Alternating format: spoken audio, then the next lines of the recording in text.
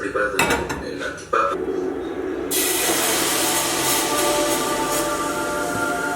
Como a mí. Bien, llévame adentro. Ya hablo con mi padre.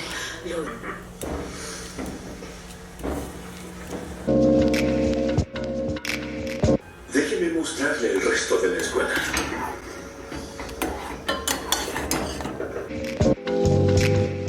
De todas las iglesias de la oscuridad para revisar nuestras leyes universales. Padre del fondo del océano. Elija el manifiesto de Edward en vez de... Tal vez no te visite. Y eso también es...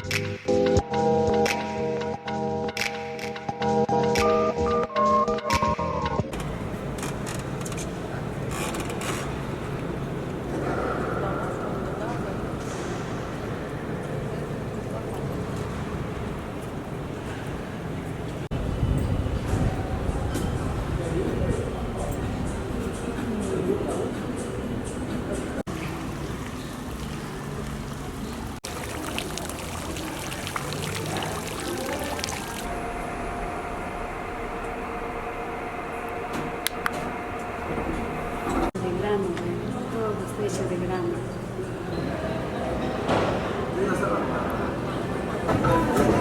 Vivíamos ahí internados.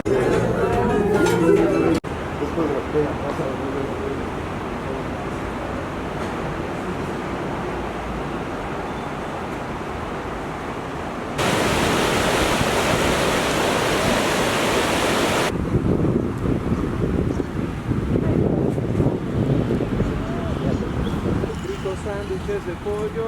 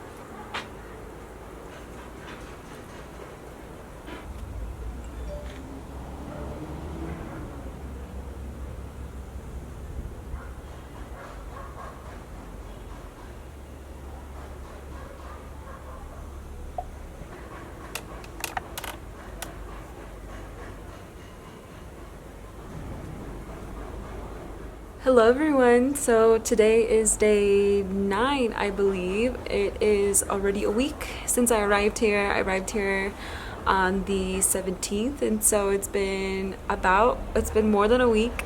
I made a week on Wednesday, and so today is Friday. So 7, 8, 9 days exactly since I arrived here in Ecuador, and it's been such a great experience. Today I want to talk to you guys a little bit about traveling alone. And I think that now is a good time to talk about this a little more, and I probably will dive into it a bit more as well once I go back to the United States. Let's wait for the truck. I would say one of the most incredible things about traveling alone is finding yourself, and I feel like finding yourself is such a vague sentence and just a really, I feel like, I don't know, almost in a way a very cliche saying. Anyone can travel by themselves, and I think that it's really important as a woman as well to travel and to do your own traveling on your own, because I feel like that's the best time that you're going to be able to find yourself. And by finding yourself, I really mean discovering who you are as a human being, and who you are and what it is that you like about yourself, what it is that you don't want in your life, what it is that you're searching for. Maybe there's something that you feel like that's missing in your life. That's something that you could potentially find when you're traveling alone. And I think that's one of the most beautiful things about being on your own and enjoying your own company. And I think that's part of also the process of finding out who you are, because I feel like when it comes down to traveling alone, you really require a lot of discipline, and also just the ability to be able to just be on your own and really enjoy your own presence. And I feel like that's something that not a lot of us know how to do. A lot of us don't really know how to enjoy our own presence, don't really know how to sit by ourselves and just be okay with that. I think a lot of us are really uncomfortable with that idea of being by yourself and enjoying life by yourself. But I think it's really crucial that we learn how to do that, because when you don't, then you'll always be depending on somebody else to give you happiness or fulfill this void that's inside you, whatever that might be, whatever that void is for you, whether that's love or happiness. I think that it's really important that we learn how to give those things to ourselves without waiting for somebody else to do that for us.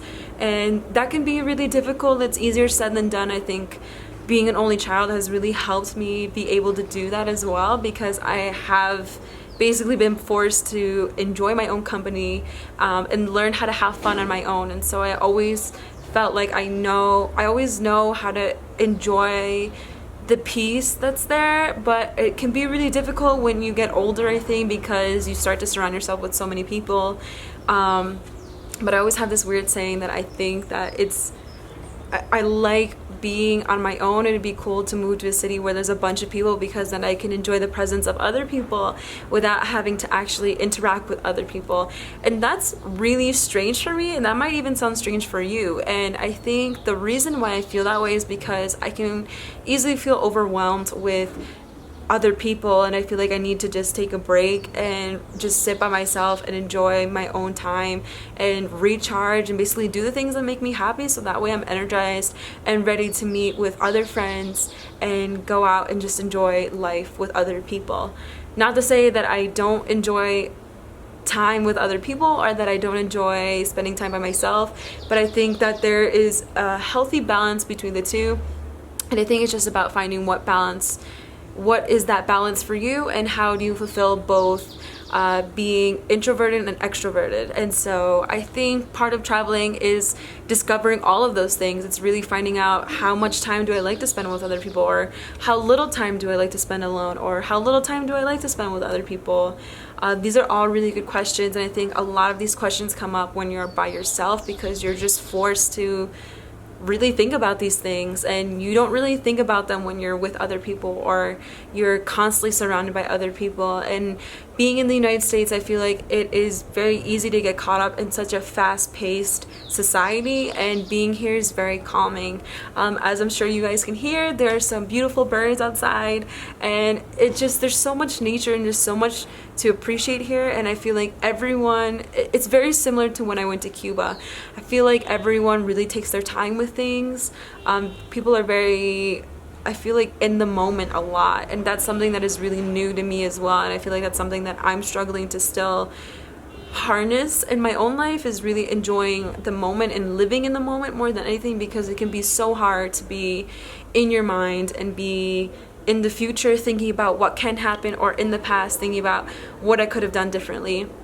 And those are really hard things to think about as well. And I think it just really comes down to you deciding to live in the moment and taking a second to be like, okay, I'm gonna snap out of it and I'm gonna think about all the things around me. And so some of the things that I personally like to do to kind of live more in the moment is, one, just taking a breath and just like release it all and just try to shut out those thoughts. And that can be really hard as well to do, and it's something that I still struggle with, but that's the first step, is taking a deep breath and just trying to let it all go.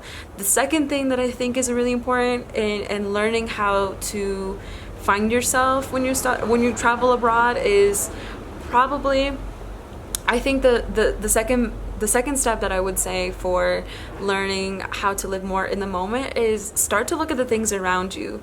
So for example, here I have the sky, the clouds, it's very cloudy here. There's a little dog house over here. This wall is yellow.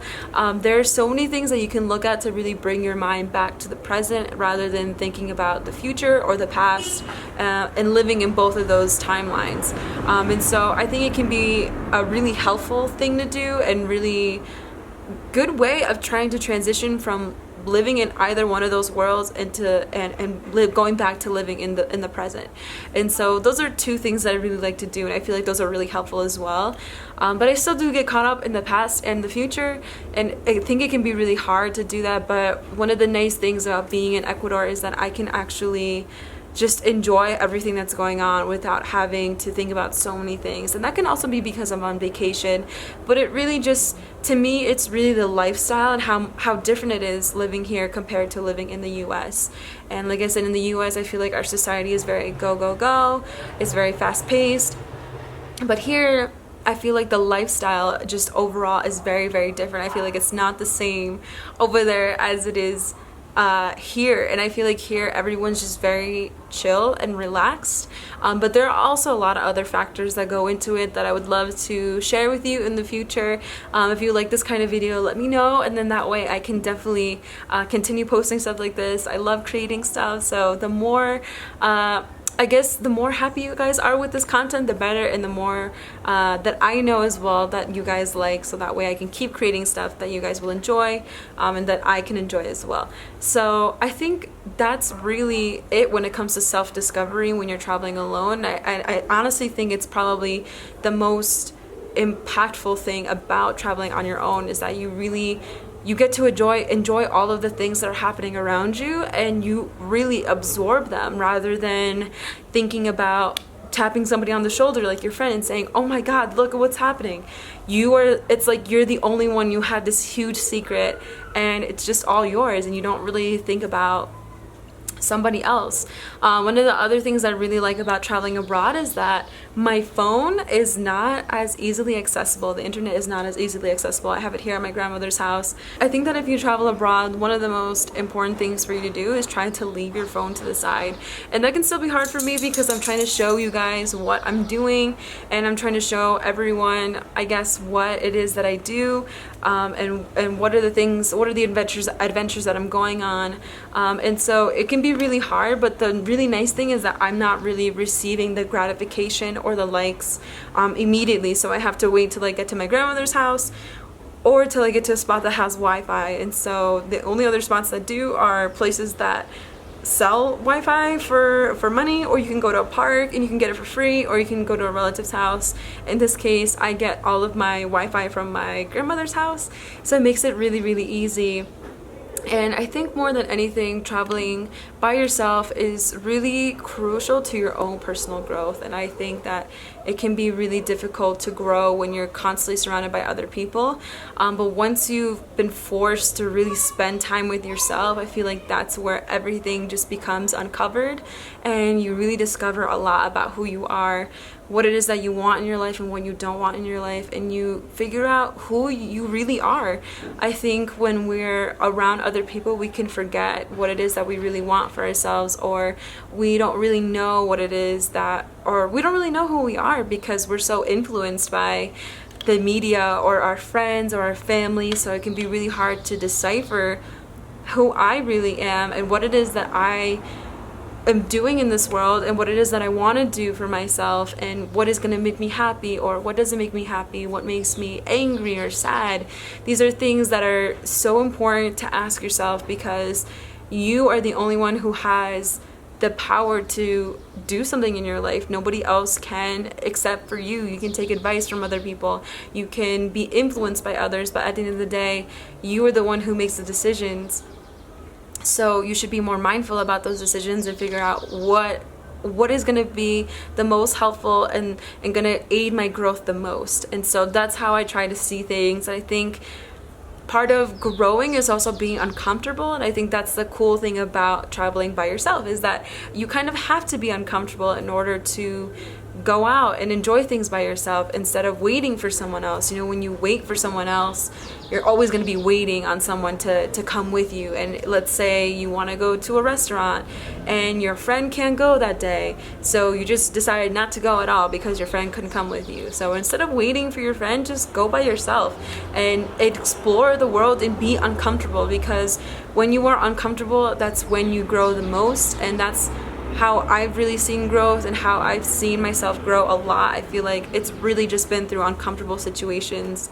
And through being in uncomfortable situations, I've been able to utilize those lessons and those moments and pick the things that I find are the most impactful and going to make the most difference in my life, and use them to my benefit rather than think of them as a negative thing, and see them as a positive and see how can this lesson help me grow and help me become a better version of myself. So that's it for today. Thank you so much for coming and listening to this little spiel. I hope that this has been helpful to you, and if it has been, consider following if you're watching this on Twitter.